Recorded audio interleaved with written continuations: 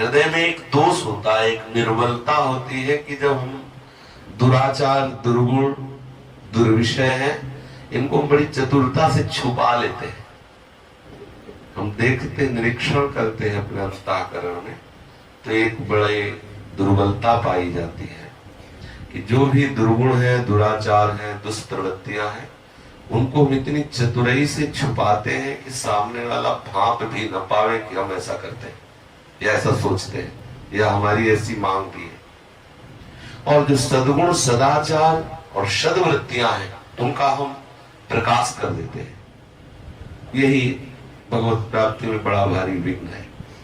जो हमें सद्वृत्तियों के द्वारा अनुभव हुआ है, जो सद्गुण है, उनको हमें बहुत प्रयत्न करके छुपाना चाहिए, और जो दुर्गुण है, दुराचार है, दुष्प्रवृत्तियां हैं, उनको खुला करते जाना चाहिए।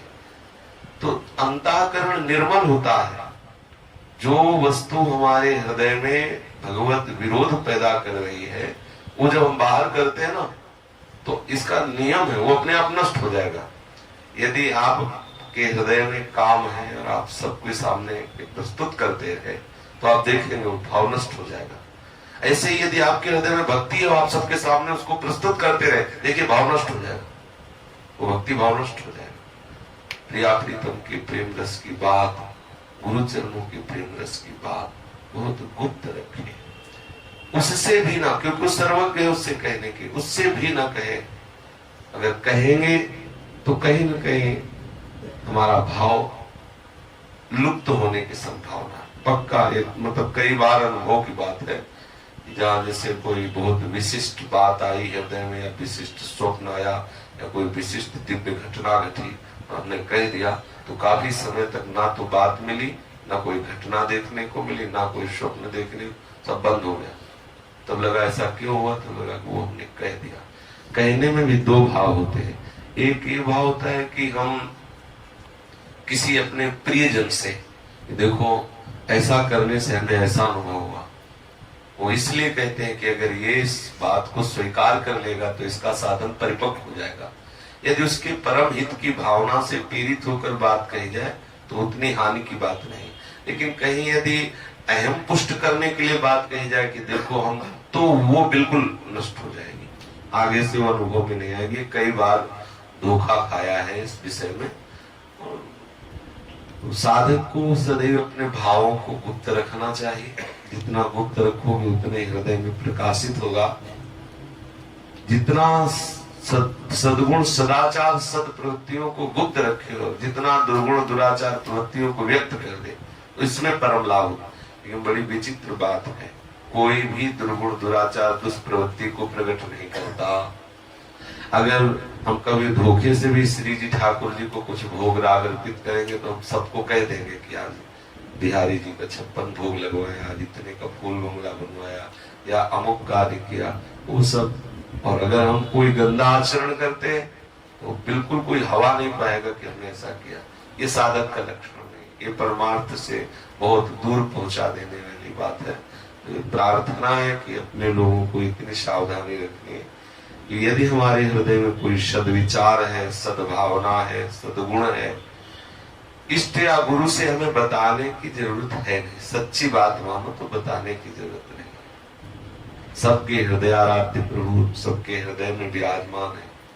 हमें अपने गुरुदेव के भी प्रेम को व्यक्त गुरुदेव से भी नहीं करना है, नहीं करना है। हम आपको बहुत प्रेम करते, बिल्कुल नहीं कहना, इसको छुपा ले जाओ। अगर आप इसको कहेंगे तो प्रेम फिर एक नाटक रह जाएगा, प्रेम नहीं रह पाएगा। कहीं न कहीं हम उस प्रेम से रहित हो जाएंगे। यद्यपि भावुक जन ऐसा कर बैठते, पर नहीं करना चाहिए। बहुत गंभीर और छुपाने की चेष्टा करनी चाहिए।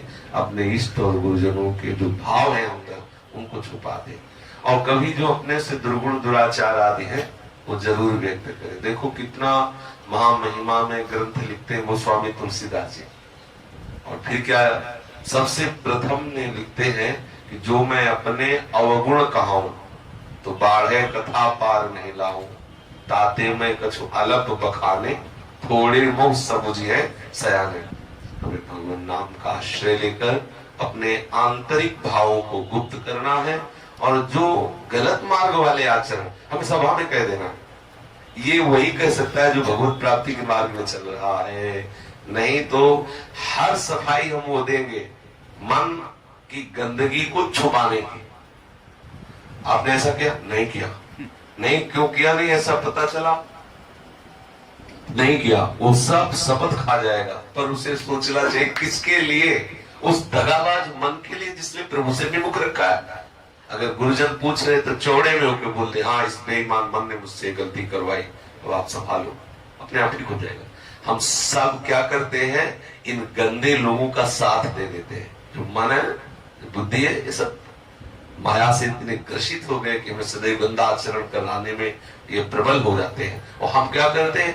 इनको इतनी सफाई से बचा देते हैं, जबकि यही हमारा नाश करने वाले हैं। इनको इतनी सफाई की कोई जान भी न पाए, और अगर कहीं धोखे से कोई अच्छाई बन गई उसे प्रकाशित कर देते हैं। बस यही गलती है। संसारी पुरुष और भागवतिक पुरुष का यही अंतर है। भागवतिक पुरुष उल्टा करता है। अगर तनिक भी कोई भी भ्रम से भी गंदी बात आई हृदय में तो कहते हैं मूसम कौन कुटिल खल कामी है। देखो कितनी बड़ी बात कह दी श्री सूरदास जी, जिन मुख को तन दियो ताको न भजन कियो है सो नोन हरामी। तो कितनी बड़ी बात है। मैं कितना नमक हराम हूं, जिन्होंने हमें शरीर दिया उसका भजन नहीं कर रहे। देखो मेरे हृदय में काम क्रोध लोभ आदि है। ये तुलसी वो कह रहे सूरदास जी। और आप विचार करो ये क्या हुआ? एक छोटी सी रेखा से भी स्फुरित होती हुई भाषित तो हो तो महापुरुष चिल्ला के अपने ग्रंथ में लिख दिए। और हमारे पहाड़ के पहाड़ है दुराचार, लेकिन कभी हम किसी को भापने में नहीं देखते कि हम कैसे गंदे हैं। और अच्छाई जरा सी भाषित हुई कि हम उसे प्रकाशित कर देते हैं कि देखो हम संत हैं, देखो हम अच्छे हैं, देखो हम विद्वान हैं, हम ज्ञानी हैं, हम भगत हैं। बस यही सुलझना है। सत्संग इन्हीं बातों को सुलझाता है जहां हम गड़बड़ होते हैं। जो हमारे अंदर असद प्रवृत्तियां हैं उनको तो हमें बिल्कुल मन बुद्धि के खिलाफ होकर बोलना है। हाँ ऐसी गलती करवाई, आप जो चाहो दंड दे सकते हो, हम मन बुद्धि के नहीं, हम आपके हैं। पर ये कोई अच्छा साधक बोलेगा।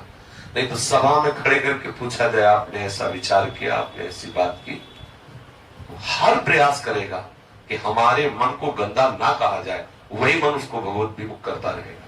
और जबकि मन के खिलाफ होके बोलना है, शास्त्र और गुरुदेव के अनुकूल होके रहना है। इसलिए समस्त साधकों को इस बात से प्रेरणा लेनी चाहिए कि हमें अपने अंतःकरण के अशुद्ध विचारों का गुप्त स्वरूप नहीं रखना है।